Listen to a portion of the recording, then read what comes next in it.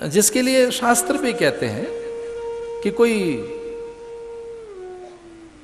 ऐसा साधन जिसके करने से फिर सभी साधन संपन्न हो जाते हैं, तो वो साधन ज्ञान ही है। सत्यम ज्ञान अनंतम ब्रह्म। पश्चिम के विद्वान भी ये बात कहते हैं, एक स्वर से संसार के सभी दार्शनिकों ने बात स्वीकार की है कि जो मूल तत्व है जीवन का वो विजडम है, वो नॉलेज है। जीवन को जो चाहिए, मनुष्य को जो चाहिए वो धन नहीं चाहिए, नॉलेज चाहिए, विजडम चाहिए। हमें धन पहले नहीं चाहिए, कोई बड़ा पद नहीं चाहिए, चर्चाएं नहीं चाहिए। तो जीवन को जीतने के लिए कोई पहली मांग है, जीवन सिद्धि के लिए, जीवन जय के लिए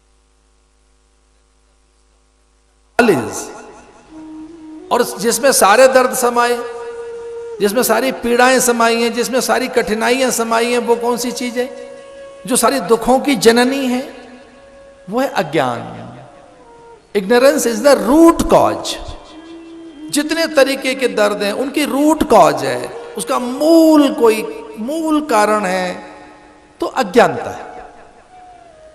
मनुष्य के जीवन की सारी कठिनाइयां जहां से जन्म लेती हैं वो है अज्ञानता, अहमन्यता, अहंकार, श्रेष्ठता का विचार, मानसिक दौर्बल्यता।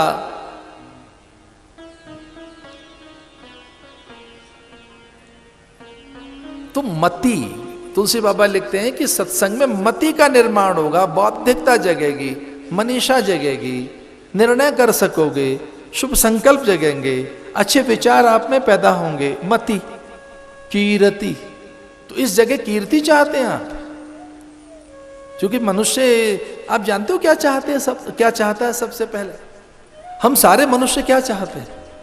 हम सारे मनुष्यों की एक ही मांग है, और वह जिजीविषा, हम जीना चाहते हैं, हम प्राण चाहते हैं। अन्न हमारी बाद में मांग है, जल भी हमारी बाद की मांग है, हमारी पहली मांग है प्राण और जीवन।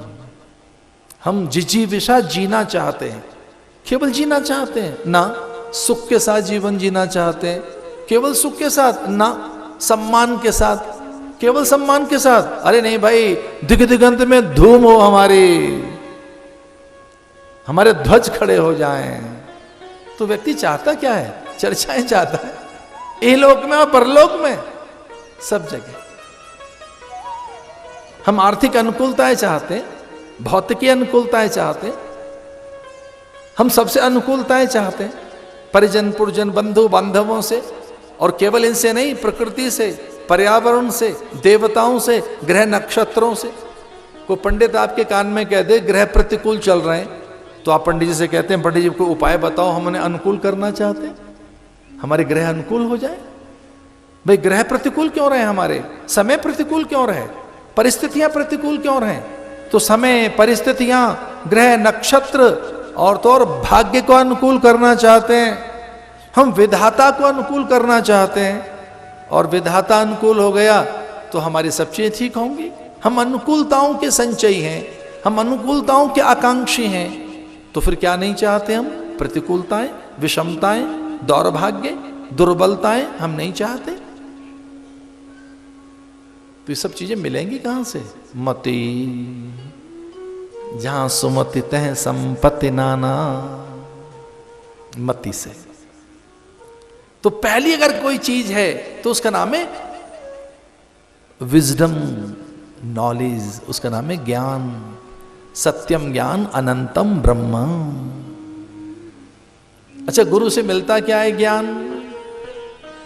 ज्ञान, समाधान, प्रश्नों के उत्तर। तो सुजान किसे कहेंगे? बुद्धिमान किसे कहेंगे? किसे सुजान कहें, किसे बुद्धिमान कहें?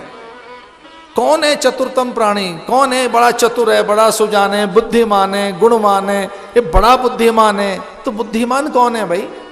बुद्धिमान वही है जिसने अपना चिरस्थायी समाधान कर लिया हो, वही तो बुद्धिमान है। जिसका समाधान नहीं हुआ है, जिसके भ्रम अभी जस के तस खड़े हैं, वो बुद्धिमान कैसे हो सकता है? बुद्धिमान तो उसे कहेंगे जिसने समाधान कर लिया हो, और जिसका समाधान नहीं हुआ है, जिसके भ्रम बने हुए हैं, संशय बने हुए हैं, जिसमें दुविधाएं बनी हुई हैं, बुद्धिमान कैसे है? तो ये समाधान कहां से आता है? ज्ञान से ही समाधान आता है। तो ये जो भागवत की कथा है, ये ज्ञान कारक है, विचार कारक है। इसकी प्रतिपादन शैली में ये बताया कि ये घटनात्मक है। कुछ कुछ घटनाएं आपके सामने आएंगी, उनमें आप चरित्र दिखोगे, खुद ही पात्र दिखोगे, खुद ही एक किरदार दिखोगे। लगेगा कोई चित्र चल रहा है आपके सामने और मैं उसमें एक पात्र हूं, तो कभी आप स्वयं को देखोगे, अपने आप को देखोगे। उसमें जो पात्र हैं वो बहुत ही निकट दिखेंगे, अपने से दिखेंगे, लगेगा मेरी बात चल रही है। घटनात्मक कथा है। कुछ घटनाएं आपको आपके साथ जोड़ेंगी। उपदेशात्मक कथा है। इस कथा में कभी ऐसा लगेगा ये उपदेश तो मेरे लिए है, ये जो बात कही जा रही है ये उपदेश मेरे लिए है, और उपदेश के अभाव में जीवन अधूरा है। जीवन में प्रगति चाहते हो तो उपदेश धारण करो, मान्य करो, उसका अनुसरण करो। उपदेश जिस दिन रुचिकर लगने लगेगा, एक घटना घटेगी आपके जीवन में। जिस दिन भी आपको उपदेश रुचिकर लगा, जिस दिन भी उपदेश आपको हितकर लगा, तो एक घटना घटेगी आपके जीवन में। और घटना पता है कौन सी है? आत्म सुधार। आप में सुधार की मांग बलवती हो जाएगी। मुझे सुधरना चाहिए, वाणी के धरातल पर, विचार के धरातल पर, दृष्टि के धरातल पर, कर्म के धरातल पर। क्योंकि उपदेश आप में आत्मनिरीक्षण की भावना को बलवती बनाता है। इस कथा में उपदेश आपको सुनाई देंगे, आपके आसपास खड़े हो जाएंगे।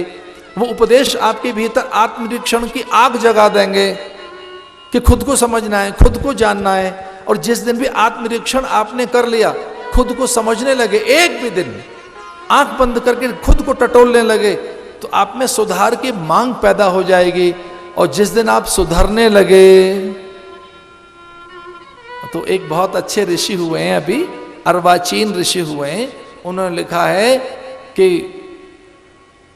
तुम सुधरोगे जग सुधरेगा। तुम सुधरोगे जग सुधरेगा। इस कथा में उपदेश आपके आसपास खड़े होंगे। जैसे उपदेश आपको अच्छा लगने लगेगा, आप आत्मनिरीक्षण करने लगे, एक बात पैदा हो जाएगी आपके भीतर, परिवर्तन। हम आध्यात्मिक व्यक्ति किसे माने? जो परिवर्तन का आकांक्षी बन गया, जिसने परिवर्तन की आग जग गई है। आप में फायर नहीं हुआ है, आप में स्पार्क ही नहीं हुआ है, तो कैसे परिवर्तन करोगे? बदलने की आग जिस दिन आपके भीतर लग जाए कि मुझे बदलना है, अच्छा होना है, सही होना है, सही होकर जीना है, तो इसका अर्थ है उपदेश परिणाम पैदा करने लगे। तो कथा उपदेशात्मक है। एक और चीज है इस कथा में, स्तुत्यात्मक है। स्तुति करना, अर्चना करना, साधना करना सिखा देती है। स्तुत्यात्मक हम कैसे करें? हम बोलें कैसे, चलें कैसे, देखें कैसे, व्यवहार कैसे करें? स्तुति का अर्थ केवल देवताओं की स्तुति नहीं, संवाद भी है उसमें, व्यवहार भी। ये कथा आपको संवाद करना सिखाती है, व्यवहार करना सिखाती है। अगर कथा सीधी उतर गई आपके भीतर, तो आचरण की पारदर्शिता आपके पास पैदा करेगी। ये ट्रांसपेरेंसी में जीना सिखाती है। एक और भी है इस कथा की बात, ये घटनात्मक है, उपदेशात्मक है, ये कथा स्तुत्यात्मक है। एक और बात भी है, ये कथा गीतात्मक है। मेलोडी है इसमें, रिदम है, इस कथा में नाद है, मिठास है, रूखी सूखी नहीं है, बहुत कठिन नहीं है। और हाँ, ऐसी इस बात का तो मैं भी पक्षधर हूं कि ऐसी बातें न बताई जाए इसमें पंडित की पेचीदगियां हों, ग्रंथों की जटिलताएं हों, उसका तो मैं भी पक्षधर हूं। ऐसी बात मत करो जो ना हो सके, पूरी ना हो सके। वो बात बोली जाए जो लगे कि हाँ हम फॉलो कर सकते हैं। गीतात्मक है, ये गीता है, इसमें गीत हैं।